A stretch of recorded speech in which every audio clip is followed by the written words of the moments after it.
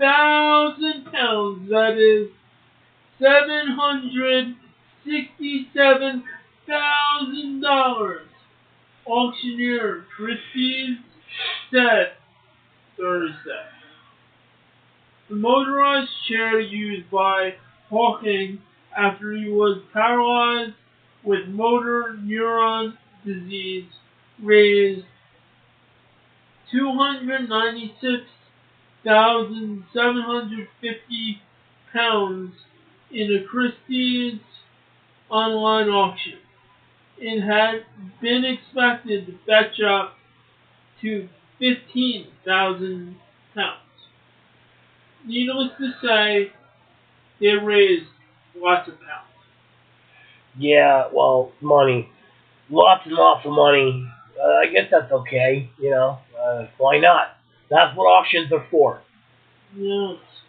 Proceeds for the chair sales will go to two charities, the Stephen Hawking Foundation and the Motor Neuron Disease Association. Hawking's 1965 Cambridge University thesis, Properties of Expanding Universes, sold for £584,750, more than three times its pre-sale estimate in the online auction. Well, And I have more to the story. Diagnosed with motor neuron disease at 22 and given just a few years to live, Hawking instead defied the odds and died in March at the age of 76. He expanded scientific thinking about black holes and the origins of the universe, and attained celebrity status, writing best-selling books and guest starring on The Simpsons. yeah, among other things, he was on Star Trek too.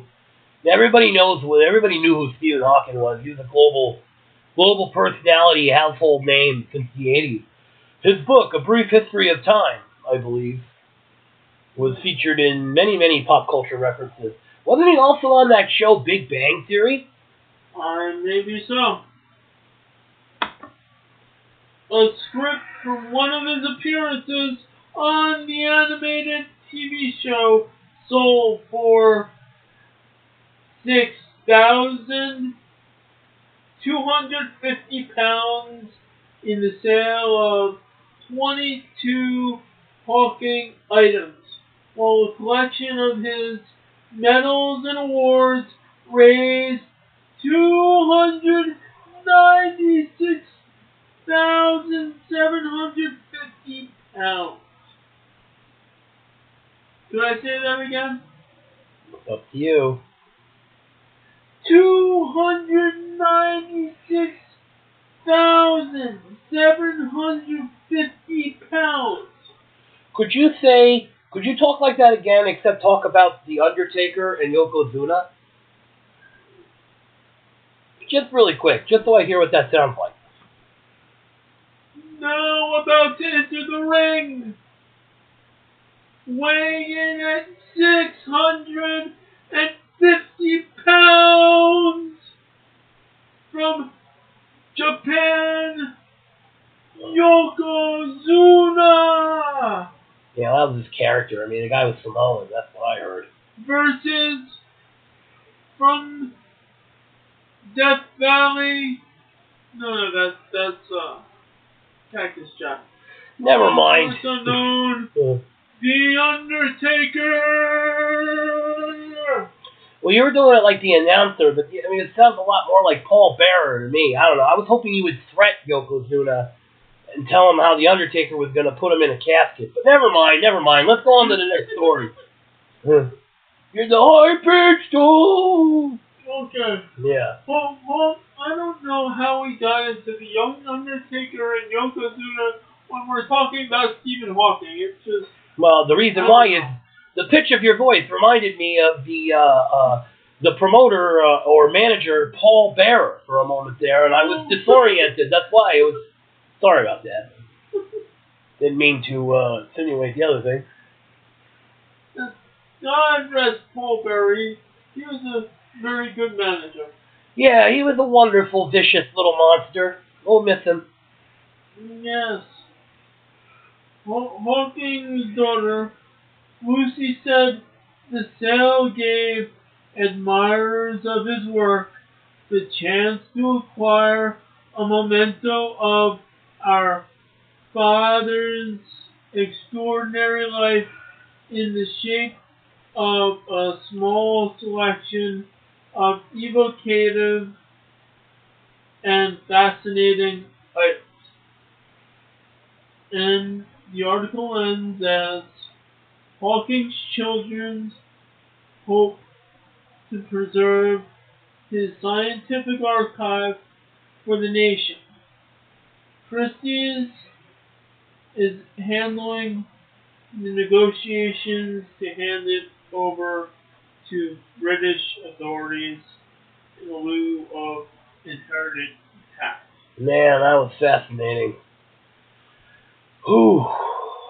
So filled with excitement. So, what's the next story? This is an edition of the historic news on yesterday's news. Boom, boom, boom, boom, boom, boom, boom, boom, boom, boom. Yeah, that's great. Yes, and on this edition of historic news on yesterday's news, we have an article, a short clip of an article by Alan Taylor, and this is from August 26, 2015. Oh boy. And this is 20 years ago this week. A look back at 1995. 20 years ago this week, Microsoft launched its Windows 95 operating system, which would go on to sell tens of millions of copies in the first year alone. At the same time, 1995 World Aerobatic Champions were taking place in San Diego. Michael Jackson participated in its first online chat. TV News was covering the O.J. Simpson trial. 19-year-old Tiger Woods won the U.S. Amateur Championship. Moscow opened its fifth McDonald's restaurant, and a lot of other events were happening. Collected here are news images from the last week in August 1995, 20 years ago this week. Well, that was pretty intense.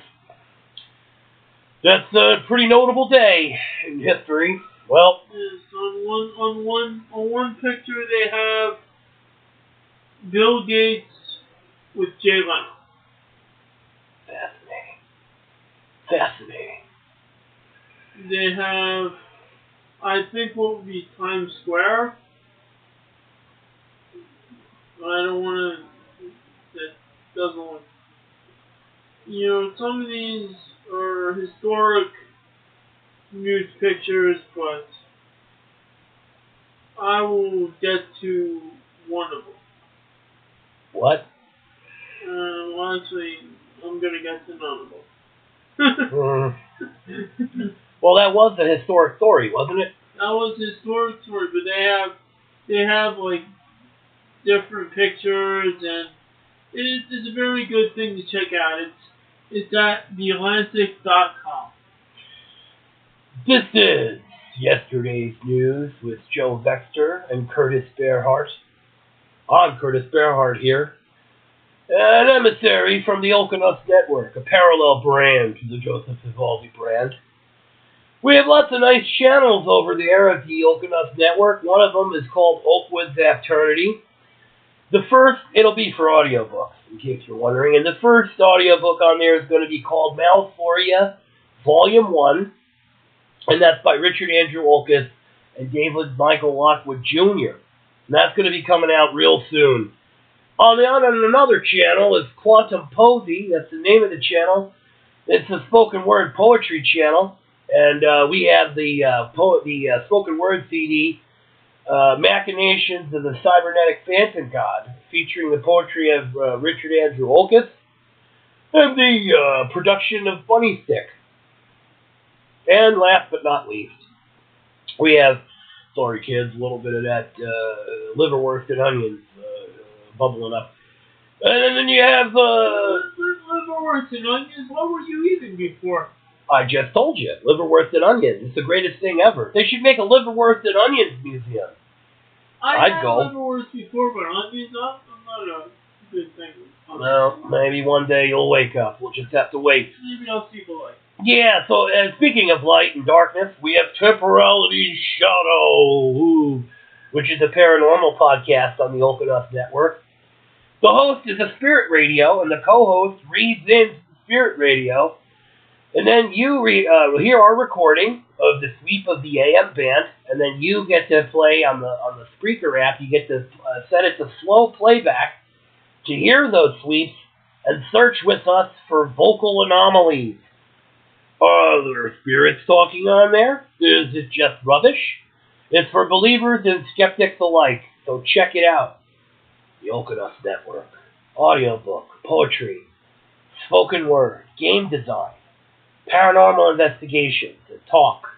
The Okonuts Network, a creative baptism for every day. Spreaker.com, iTunes, Amazon Kindle, and soon Amazon KDP. Normally, I would be talking about what Joseph Vivaldi wants me. But actually, I'm going to talk about what Richard Andrew Olkus and what Ricky want me to talk. Really? Well, that's awful nice of you. Yes, they are great supporters of the brand, and Ricky has helped out the brand a lot. And these are their recommendations. Here with me thinking he was a fat bum. See. Whoops. See. Oh, gracious me. The products that Ricky and Richard Andrew Olkus want me to plug. They were Spiritus Holographica and the Ricky and Wolfman show. See, those shows are very good. One consists of a parallel reality, parallel Earth, parallel analysis of many different possible... Parallel analysis? Parallel analysis, yes. Meaning, if you have U.S., it could be completely changed by one move. By the U.S., I'm assuming you mean the United States? Yes, U.S., the United States. Meaning, what would happen if the South won the Civil War? Ooh. What would happen if the people from the Mayflower never got on to the Mayflower? Some shows like that. Sounds riveting. Yes. He means parallel existence, kids. Alternate hologram. That's why it's Spiritus Holographica. And Ricky and Wolfman have fun doing Ricky and Wolfman. Well, they watched Back to the Future. They watched It's a Wonderful Life. Life. They're gonna watch Twilight Zone. There's lots of stuff going on there. There's a lot. I even listen to that show. Yes, that's a very good show. And